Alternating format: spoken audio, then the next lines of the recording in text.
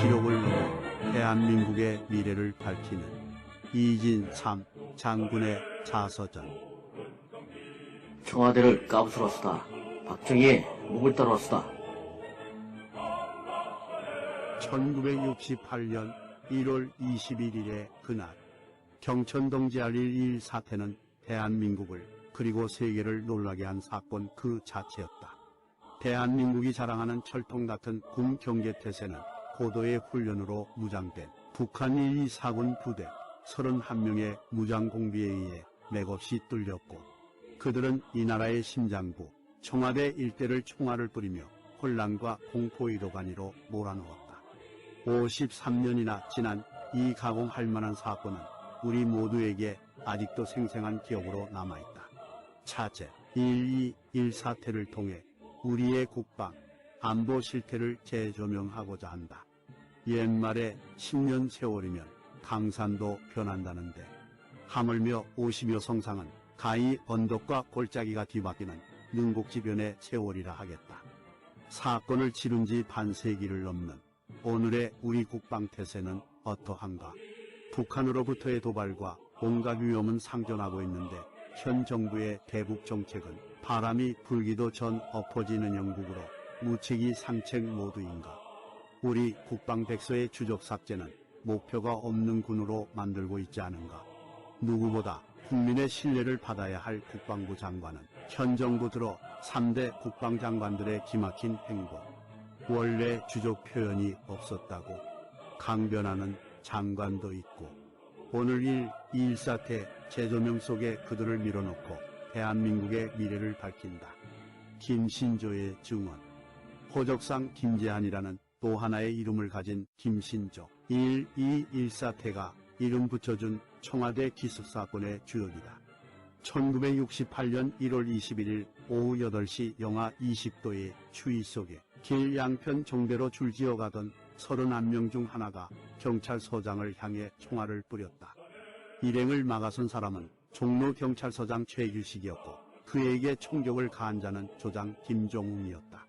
조장은 청와대를 향해 돌격 앞으로를 외쳤고, 그의 외침과 함께 누가 먼저라 할 것 없이 김신조를 포함한 일당들은 수류탄을 까서 던지고 총을 난사했다. 애초 그들은 76명의 공작원으로 구성되었으나 민족포위성 경찰국장인 김정태의 지시로 31명으로 축소되었다. 그와 함께 공격 목표도 축소 조정되었다. 원래는 5개조로 편성하여 1조는 청와대, 2조는 미대사관, 3조는 육군본부, 4조는 서울교도소, 5조는 서빙고 간첩수용소를 각각 목표로 삼았었다.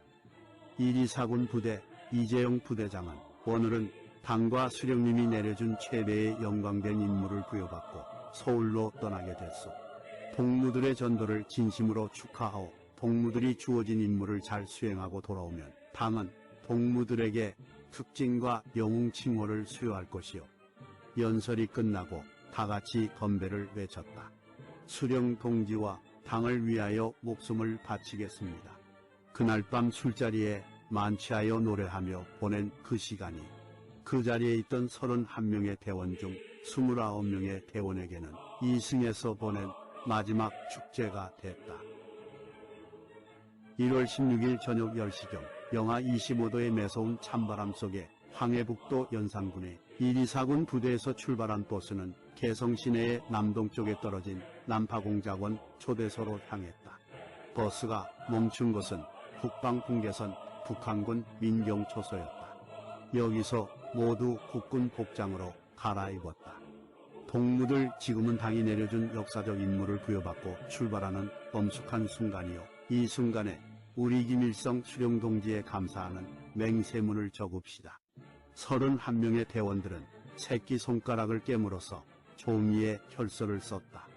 동무들 성공하고 돌아올 때의 민경초소와 문답 암호는 611이요. 이 숫자를 잊지 마시오. 동시 청와대 공격 임무를 다시 확인시켰다. 우리는 한국군 25사단과 미군 2사단의 경계지역 서로 책임을 전가하는 전투지경을 선택해 철조망을 자르고 밑으로 침투했다.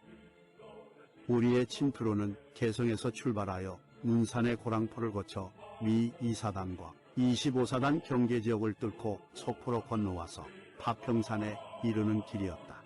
그너머 노고산을 거쳐 백무봉을 지나 서울의 구기터널 우측인 북한산의 비봉을 넘어 청와대 뒷산인 북악산에 이르게 되어 있다. 그때 우리는 26사단 마크를 달았다. 19일 새벽 버멀리 초리골에서 만난 남욱군 우씨 형제를 살려둔 것은 작전 실패의 요인이었다. 자함은 고갯길에서 첫 검문을 당했다. 두 순경이 종로경찰서장 동상이 서 있는 곳에 이르러 정치부 조장을 공격하였다. 경복고 후문 근처에 이르렀을 때 지프차 한 대가 가로막고 종로경찰서장이 내렸다. 김종웅이 서장을 향해 총알을 퍼부었다. 따따따따 하는 총소리의 총조장은 돌격 앞으로를 외쳤다. 우리는 결사항전으로 수류탄 한 발씩만 남기고 나머지 소지품은 모두 버렸다. 골목을 돌아서는 순간 갑자기 넓은 길이 나타났고 따따따따 앞서가던 대원이 피를 뿌리며 쓰러졌다. 도관에 든 쥐구나 생각이 들었다. 세검 정계곡 50m 위쪽 마의 섭돌 그곳 바위 틈에 숨어 있었다. 나와라. 자수하고 나오면 산다. 나와라. 그때 내 나이 27이었다. 손에 들었던 수류탄이 맥없이 떨어졌다. 김신조와 이진삼의 만남. 내가 김신조와 처음 맞닥뜨린 것은 1968년 1월 22일 새벽 4시경. 그가 세검동 계곡에서 새벽 3시에 자수한 후 새벽 4시 15분에 내게 인도되어 청와대를 습격하기 위해 넘어왔던 일당들을 잡기 위한 도주로 차단작전에 들어가면서였다. 방첩부대 특공대장인 나는 인왕산 기슭에서 자수한 김신조를 데리고 우리에게 협조토록 회유 설득해 특공대원 25명을 지휘하여 적의 도주로 차단작전을 신속히 전개했다. 나는 김신조를 대동하여 비봉승가사 옆 200m 지점의 드보크를 찾아 침투 장비를 회수하고 공비 29명을 사살하고 1명이 월북함으로써 1968년 2월 4일 작전을 종결하였다. 2주 만의 종결은 김신조의 협조 덕분이었다. 나는 김신조를 설득하여 31명이 박정희의 목을 따라왔다는 진실과 함께 편성장비, 훈련, 습격, 침투 계획까지 진술을 받아냈다. 이에 작전부대의 침투로와 철수로 등 현장 상황을 제시함으로써 단기간 내에 일망타진할 수 있었다. 작전 중 북 노고산에서 가장 많은 11명의 공비가 사살되었고 우리 군의 희생도 많았던 곳이기도 하다. 1월 24일 오후 3시 하주 부근 노고산 줄기에서 1사단 12연대 수색중대장 송강수 대위와 이익수 대령이 전사했다. 오후 3시 밝은 대낮에 급하게 작전을 한 것이 무리였고 전과욕심을 부리는 바람에 아군의 희생이 따랐다. 이진삼 특공대장은 군단장과 사단장 등 지휘관들이 지휘부에서 지휘하기를 이세호 육군단장에게 수차 건의하였다.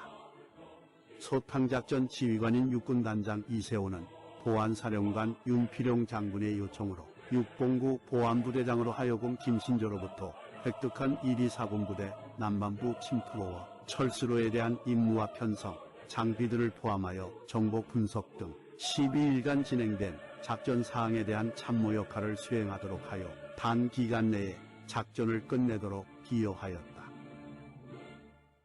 이진삼 대위는 한 단계 위보직인 특공대장을 맡아 긴박한 순간에도 예리한 판단력으로 상황을 대처, 당시 특공대장의 활약은 가히 독보적이었다고 함께 작전을 수행했던 김신조는 말을 아끼지 않았다.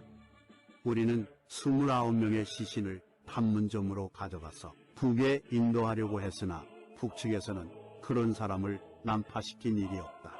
끝내 시신을 받지 않았다. 시신은 아무도 애도해주지 않는 29구의 주검이 경기도 문산가도에 묻혔다. 김신조 가본 이진삼. 훗날 2016년 8월 월간 신동아에서는 적으로 만나 친구로 늙어간다. 남과 북의 두 전사 김신조와 이진삼이란 특집을 통해 그들이 마주 앉는 자리를 마련했다. 세월의 뒤안길에서 오가는 두 전사의 얘기는 많은 독자들의 감동을 불러 일으켰다. 남파루트를 찾을 때 나보다 빠른 사람이 우리 형님이었습니다. 2016년 6월 28일 이진삼 장군의 자서전 출판 기념회에서 백선엽 장군에 이어 김신조 목사가 연단에 오르는 기회에 신동아는 김신조와 인터뷰를 구상했고 이진삼 장군이 설득해 성사되었다. 나하고는 2주간 작전을 같이 했으니 잊을 수 없는 광대다. 이진삼 총장님을 만났을 때 어떻게 대하느냐에 따라서 내 심정을 말할 수 있었다. 그때 첫 인상에서 깊이를 보았고 협조해야겠다 생각했다. 김 목사께서 이진삼 대위를 신뢰한 모양이었나 보죠. 사람을 이용하는 사람과 그렇지 않은 사람은 다릅니다. 대화해 보면 알지요. 형님과 복귀로를 향하던 중에 수류탄 탄약을 버리고 간 것을 보더니 얘네들 이래가지고 전투하겠나 이따위 정신상태 가지고 내려왔어. 그러는데 그때 같은 특공대원으로서 동지애 같은 것을 느꼈어요. 내 동료를 잡는 작전에 투입한 건데 그때 내 심정이 얼마나 괴롭겠습니까? 태위님 저를 살려줄 겁니까? 라고 물으니 살린다. 약속은 지킨다. 형님이나 되니 수갑을 풀어준 거지 다른 사람 같으면 겁이나 그러지도 못했어. 형님을 믿었고 자수 한마당에 열심히 임했어요. 김신조는 체포와 자수에 민감했다. 이진삼은 체포해야 군인의 공이 서는데 김신조는 자수했으니까 작전에 적극 협조한 거죠. 김신조는 형님이 내게 증인이 돼 주었듯이 나도 동료 29명의 증인이 된 겁니다. 언젠가 TV 출연차 방송국에 들렸다. 나는 그곳에서 오랜만에 배병주 씨를 만났는데 그가 내게 다가와 김신조 씨로부터 들었던 얘기를 전했다. 나로 말하면 이북에서 악소리 날 만큼 훈련받은 손꼽히는 특공대원으로 그야말로 난다 긴다 하는 사람이다. 그런데 남한에 내려와서 내 눈을 의심하지 않을 수 없었다. 눈이 엄청 내려 무릎까지 찼고 연일 이어지는 한파로 길이 미끄러워 걸어다니는데도 애를 먹었는데 팔팔 날아다니는 사람이 있더라. 남북을 합해 제일 무서운 사람은 이진삼이다. 엄청 쌓여있다는 눈 속에서 빗발치던 총알을 피해 나와 이진삼 대위가 다리에 힘이 빠졌음에도 살아남은 것은 체력도 좋았지만 운도 좋았어요. 나와 이대위 그리고 대원 3명이 작전 중 눈 속에 갇혀 있었거든. 김신조의 말대로 방탄조끼도 입지 않고 눈길을 걸어다니며 살아남은 것은 기적이다. 아마도 죽음에 대한 두려움을 떨쳐낸 때문일 것이다. 군인이 된 그 순간부터 내게 있어 삶은 곧 죽음이요 죽음은 곧 삶이었다. 살고 죽음이 하나다. 여긴 이상 죽고 사는 문제에 연연하지 않는다. 군인으로 명예를 지키고 스스로에게 부끄러움이 없다면 그것으로 충분하다고 여기며 살았다.